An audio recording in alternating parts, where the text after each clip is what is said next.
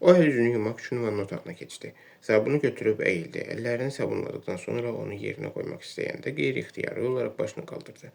Güzgüdən ona tamamilə yad, tanımadığı bir adam baxırdı. Burada kimsə vardı. Diksindi. Sabun əl-yüzyanın içinə düşdü. Lənət olsun. Qulişenko hələ də öz yeni üzünə alışa bilməmişdi. Yəqin ki, buna alışmaq olmur. 50 il bir sifətə sahib olmaq, sonra onu başqası ilə dəyişmək mümkün deyil. Düzdür, plastik cərrahiyyə möcüzələr yaradır, lakin psixoloji cəhətdən dəyişmək çox çətindir. Bəzi hallarda isə ümumiyyətlə mümkün deyil. Qulişenko hələ də güzgüdəki əksinə sakit halda baxa bilmirdi. O, daha güzgüyə baxmamağa çalışaraq əllərini yudu, dəsmalla qurulandı və vanna otağından çıxdı. Bu üzə alışmalı idi. Bu sifəti doğma bədən üzrü kimi sevməli, ona isnişməli, onunla bir bütöv təşkil etməli idi. Qulişenko kresloda oturub astadan söyüşçüydü. Əgər Ukraynadakı hadisələr baş verməsəydi, əgər Fransa hüquq mühafizə orqanlarının tezliklə başlayacağı araşdırmadan ehtiyatlanmasaydı, əgər Rusiya, Ukrayna və ABŞ-dakı əlaqələri olmasaydı, orada onu mafiya ilə işbirliyi olan əsas oliqarxlardan biri hesab etməsəydilər, əgər onun həzz almaq, həm də bir qədər yaşı ötmüş sağlamlığı yerində olmayan ərini aldatmaq üçün hər yoldan keçənlə yatağa girməyə can atan gənc arvadının xəyanəti olmasaydı, yox, o xəstə deyildi. Əvvəlki kimi yenə də istədiyi qadınla yata bilərdi. Hər şeyi qaydasındaydı, lakin hələ tələbəlik illərində keçirdiyi xəstəlik onda sonsuzluq yaratmışdı. Həkimlərin sərt hökmündən də çoxdan xəbərdar idi. Qadınlarla əlaqədən həzz ala bilərdi, lakin heç vaxt övlad sahibi olmayacaqdı. Bu fikir onda vəhşi komplekslər yaradır, xoşbəxt sevgilisi olan hər cavan oğlana, həyatında sağlam kişi olan hər qadına nifrət bəsləyirdi. Nəticədə əsəblərini cilovlaya bilmədi.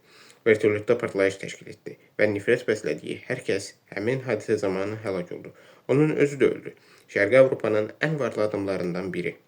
Rusiya və Ukraynada məşhur olan oliqarx. Sərvəti milyard dollarlarla ölçülən Vladimir Arkadyeviç Qulişenko. O, getməzdən əvvəl hər şeyi ölçüb biçmişdi. Amma məlum oldu ki, ağlasıqmaz bir şeyi nəzərə almayıb. Qulişenkonun yaxın bir qohumu tapılmışdı. O, atasının nəvəsi idi. Heç tanımadığı, xəbəri belə olmadığı əsl atasının nəvəsi. Bu keçən il olmuşdu. O vaxt Qulişenko həmin adamı tikə-tikə doğramağa, ayaqları altında əzməyə, külünü göyə soğurmağa hazır idi. Sonra sakitləşdi. Vəziyyətin onun üçün əlverişli şəkil aldığını başa düşdü. Əgər belə bir varis olmasaydı, mütləq onun kimisini tapmaq lazım gələcəkdi.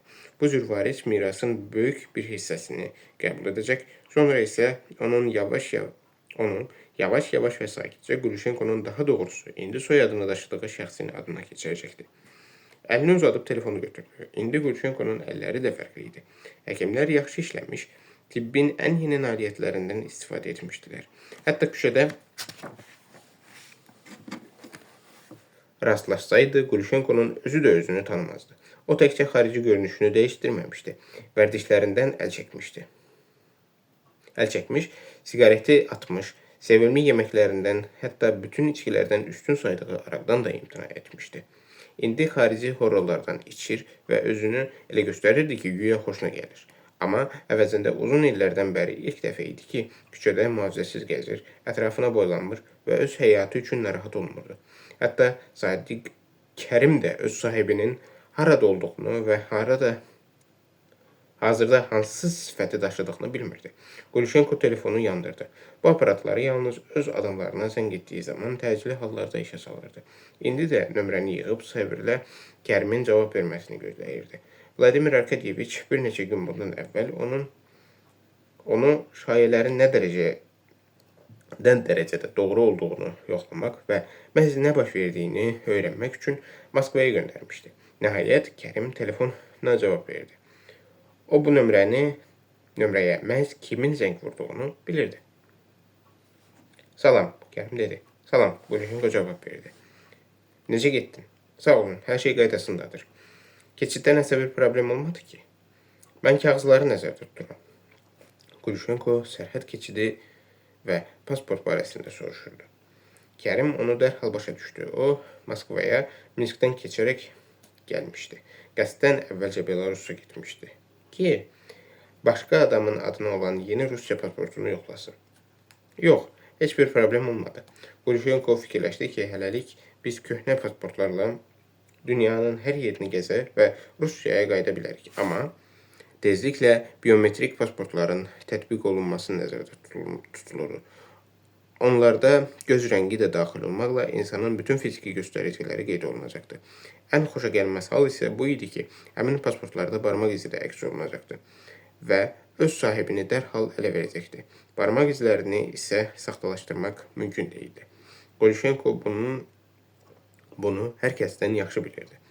Həmin pasportlar tətbiq olunduqdan sonra uyğun cihazların quraşdırıldığı bütün sərhədlərdə onu tutub ifşa edə biləcəkdilər. Amma hələlik ikisi də nisbətən rahat şəkildə hər yerdə dolaşırdı. Axı Kərim də həmin vertolyot qəzasında həlak olmuşdu. Sən kiçik qardaşınla görüşə bilmirsən? Qulşenko Azur şirkətinin təhlükəsizlik xidmətinin başçısı Tələti nəzərdə tuturdu. O öz sahibinin Renat Şəripovun həyatını xilas edərkən quldur gülləsinə tuş gəlmiş və yaralanmışdı. Yara çox ağır olsa da həyat üçün təhlükəli deyildi. Güllə onun çiyninə dəymişdi. Tələt çox qan itirmiş, amma cavan və təlim görmüş bədəni tezliklə sağalmağa başlamışdı. O artıq xəstəxanadan çıxmışdı. Evdə gəzir, məşq edərək qolunu getdikcə daha çox hərəkət etdirməyə çalışırdı. Biz söhbət etmişik, Kərim təsdiqlədi. Orada nə baş verib? O sənə hər şeyi danışdı mı? Danışdı. Həqiqətən qızı uğurlayıblar. Böyükdən bir dənəsini istəyiblər. O, $1 milyon nəzərdə tuturdu. Amma Tələt çox ağıllıdır. O həmişə ağıllı olub. O, sizin bacı oğlunuzun əvəzinə ona oxşayan başqa bir adama göndərib. Həm də görüş yerini mühasirəyə alıb. Quldurlar tələyə düşüblər. Sonra isə avtomobil qəzası baş verib və onlar orada həlak olublar. Kərim avtomobil qəzasını da qardaşının adamlarının təşkil etdiyini deməyi lazım bilmədi. Bunları yaxşı bilirəm deyə Qulşenko narazı səslə onun sözünü kəsdi. Sonra nə olub? Danış görüm orada sonra nə baş verib? Onlar qızı xilas etmək üçün danışıblar.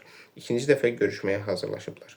Ancaq görüş vaxtı onların baş mütəxəssisi qəfildən atəş açmağa başlayıb və Tələti çiynindən yaralayıb. Tələt də cavab atəşi açıb və başqa bir adamı 2 dəfə yaralayıb. Sonra Qulşenko səbirsizliklə soruşdu. Bəs sonra nə olub? Xüsusi bir şey olmayıb. Tələti xəstəxanaya aparıblar. Baş mütəxəssis də. O ayağından yaralanıbmış. O biri adam isə ölüb. Öz maşınının içində yanıb. Maşının yanında Tələt orada olub. Yox, onu xəstəxanaya aparıbmışlar. Maşını kimsə yandırıb. Tələt bunu bilmir. Bəs baş mütəxəssisi kim yaralayıb? Onlar bu ad altında quldur dəstəsinin başçısı Dilanov nəzərdə tuturdular. Tələt ona atəş açmayıb. O deyir ki, yəqin gənc sahib yaralayıb. Amma əmin deyil. O birilər isə hələ də susur. Bəs heç kim bilmir ki, maşını kim yandırıb? Hərəsi bir söz deyir. Nə deyirlər? Qulşenko çığırdı. Mən səni ora nə üçün göndərmişəm? Göndərmişəm ki, hər şeyi ətraflı öyrənəsən. Amma sən mənim suallarıma dəqiq bir cavab verə bilmirsən. Bunu cavan sahib edib, Kərim birbaşa dedi. Elə alındı. Yəqin ki, maşını bilmədən yandırıb. Aydındır. Deməli, o doğrudan da çox dəyişib. Sən necə hesab edirsən? Hə, çox dəyişib. Tələt cavan sahibin belə hərəkət edə biləcəyinə inanmır. Lakin qardaşım hamı ilə danışıb. Bunu yalnız cavan sahib edə bilər. İndi hər şey aydındır. Sən hələ orada qal. Mən sənə zəng edəcəyəm. Amma elə et ki, sənin sifətini heç kim görməsin. Sən hətta bığ yapışdıranda da bayağı teatr tamaşalarındakı sarsaqlara oxşayırsan. Küçəyə çıxma. Heç kimin gözünə görünmə. Mağazaya, bazara başqa adamları göndər. Səni haradasa görüb tanısalar, hər şeyin axırı çatacaq. Sənin axırın çatacaq, Kərim. O halda səninlə daha heç vaxt görüşməyəcəyik. Heç vaxt da danışmayacaq. Mən hər şeyi başa düşürəm. Narahat olmayın. Qoy bütün işlərlə Tələtin özü məşğul olsun. Qulşenko hiddətlə xatırlatdı. Qoy Yatdığı xəstəxanadan hər şeyə başçılıq etsin. Sən isə evdə otur. Lazım olanda çıxarsan, amma hələlik evdə otur və heç yerə getmə. Hətta qız lazım olsa, onu da qardaşına de, qoy o sənin üçün tapsın. Mən sizdən icazəsiz heç yerə çıxmaram. Kərim söz verdi. Qoy sənin qardaşın öyrənsin ki, onların baş qulduru hara yox olub. Onun barəsində hər şeyi öyrənsin. Əgər düz başa düşmüşəmsə, həmin adam quldur dəstəsinin təşkilatçısı olub. Onun ayağını təsadüfən yaralanmış olsalar belə, bu cür təhqiri həm də dəstəsinin məhv edilməsini heç kimə bağışlamaz. Bu səbəbdən onun haqqında hər şeyi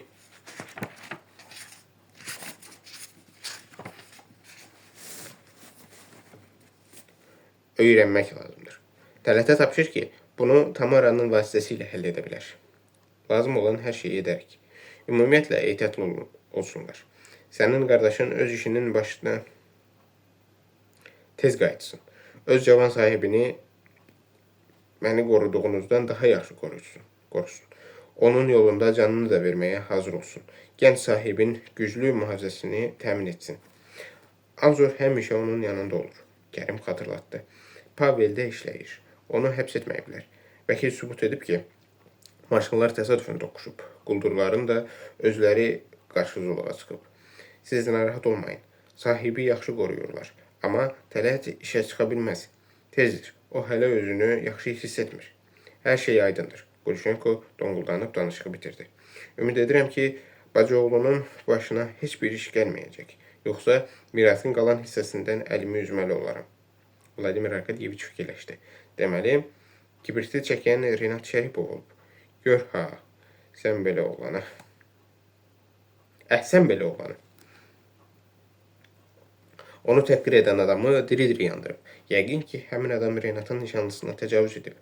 Bacıoğlu da qəzəblənib öz üzərində nəzarəti itirib və adam öldürüb. Qulşenko gülümsədi. Bütün alçaq adamlar kimi o da hamının alçaq olduğunu fikirləşirdi. Sadəcə başqaları öz xislətlərini daha yaxşı gizlədə bilirlər.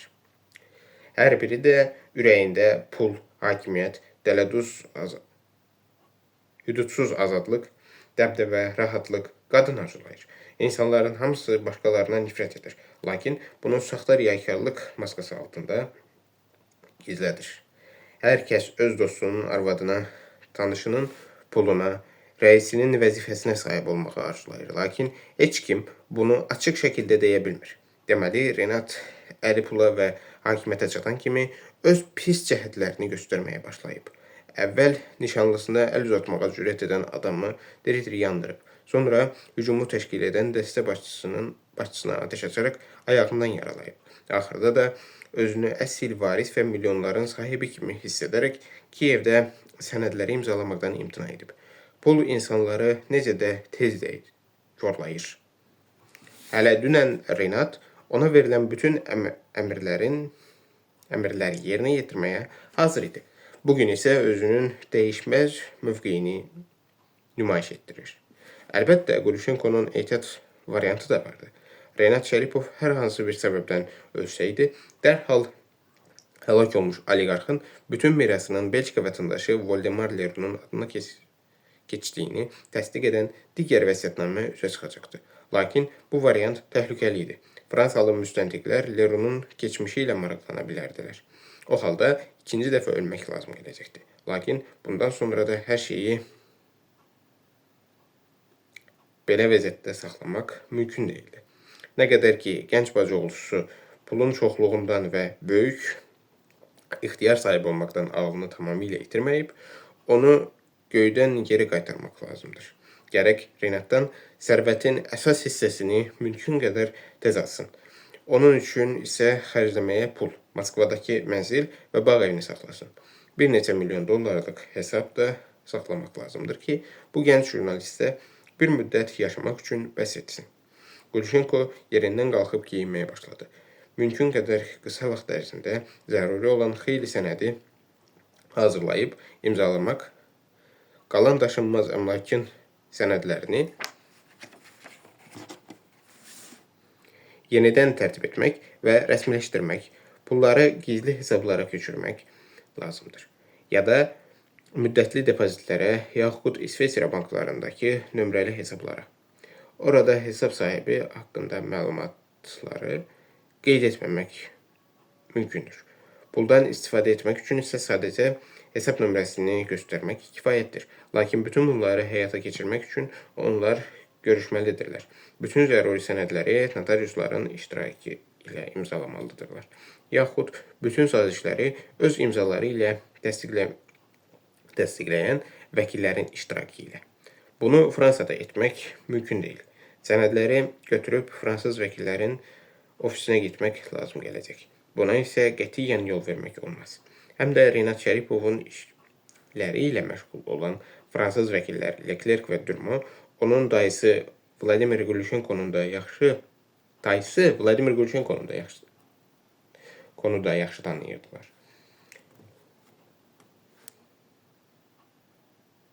Əvvəllər onunla bir neçə dəfə görüşmüşdülər.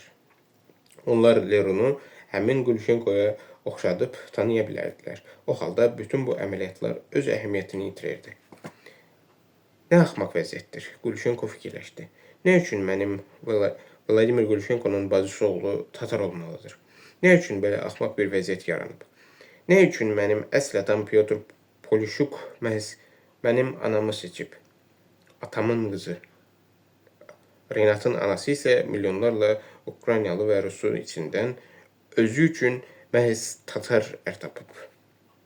O yumruqlarını düyünlədi. Glushenkoya ən çox ağır gələn bu idi ki, onun Ukraynada yaşayan, özü kimi nüfuzlu və qüdrətli olan başqa bir Tatar oliqarxla şəxsi qərəzliyi vardı. Lakin Şaxtyor futbol klubunun və Ukraynadakı bir çox müəssisələrin ortaq sahibi olan həmin Tatar oliqarx öz pullarını tamamilə fərqli şəkildə qazanmışdı və sərvətini rəsmi elan etməkdən qorxmurdu. Üstəlik, açıq surətdə siyasətə qarışmaqdan da çəkinmir, müxalifətdən olan namizədi müdafiə edirdi. Lakin Şaxtyorun sahibinə batmaq mümkün deyildi. Onun bütün səhmləri və pulları legal müəssisələrə qoyulmuşdu. Vladimir Arkadyeviç milliyyətindən asılı olmayaraq ümumiyyətlə Şərqi Ukraynalıları sevmirdi. Glushenkonun fikrincə onlar həddən artıq ruslaşmışdılar və Rusiyadan asılı idilər. Glushenkonun özü də Ukrayna dilini bilmirdi. Ancaq bu ona özünü həqiqi vətənpərvər kimi göstərməyə mane olmurdu. Varislə bağlı olan bütün bu işləri tez başa çatdırmaq lazımdır. Glushenko yenə öz-özünə təkrarladı. Öz keçmişinin izlərini tamamilə yox etmək üçün ona təxminən bir ay vaxt lazım idi. Ya da ondan biraz artıq. Yalnız ondan sonra öz böyük fırıldağının axırıncı mərhələsinə bütün mirasın Renat Şəripovun əlindən Voldemar Leronun əlinə ötürülməsi prosesinə başlaya bilərdi. Glushenko yenə telefon aparatına yaxınlaşdı. Gözünü zilləyib baxdı. Əgər işlər qaydasında getsə, cəmi ay yarımdan yaxud 2 aydan sonra hər şey bitəcəkdi. Bəlkə də Renatdan bir dəfəlik yaxasını qurtarmalı olacaqdı. Son bir ildə Renat Şəripov həddən artıq çox şeydən xəbər tutub. Bir insan başqa biri haqqında bu qədər çox məlumata sahib olduqda, istər-istəməz ondan daha güclü bir adama çevrilir. Lazım gələndə həmin məlumatdan onun əleyhinə istifadə edə bilir. Deməli, Renatın da taleyi həll olundu. O 2 aydan artıq yaşamayacaq. Bu oğlana başa salmaq lazımdır ki, toyuna qədər öz əmlakını da Leronun adına keçirsin. Deyəsən, onun toyu sentyabrda olmalıdır. Birdən Renat Moskvadakı mənzili və bağ evini toy hədiyəsi kimi öz arvadına vəsiyyət etmək istəyir. Lakin onun ağlına da gəlmir ki, toyunacan sağ qalmayacaq. Renat o vaxtadək evlənməyə macal tapsa, cavan arvadı sərvətinin varisi olacaq. Buna yol vermək olmaz. Renatın ağlına da gəlmir ki, toyunu sentyabr ayına təyin etməklə öz ölüm hökmünü də imzalayıb. İndi Vladimir Glushenko əlindən gələn edəcək ki, gənc varis həmin günədək yaşamasın. Həm də Şəripov qızı Zaksa aparanadək bütün sənədlərin rəsmiləşdirilməsini başa çatdırmaq lazımdır. Bu məsələdə ona heç kim mane olmamalıdır. Xüsusilə də Renatın təcrübəsizliyindən istifadə edib pul qazanmaq istəyən hansısa kələkbazlar. Onların birinci cəhdi boşa çıxıb.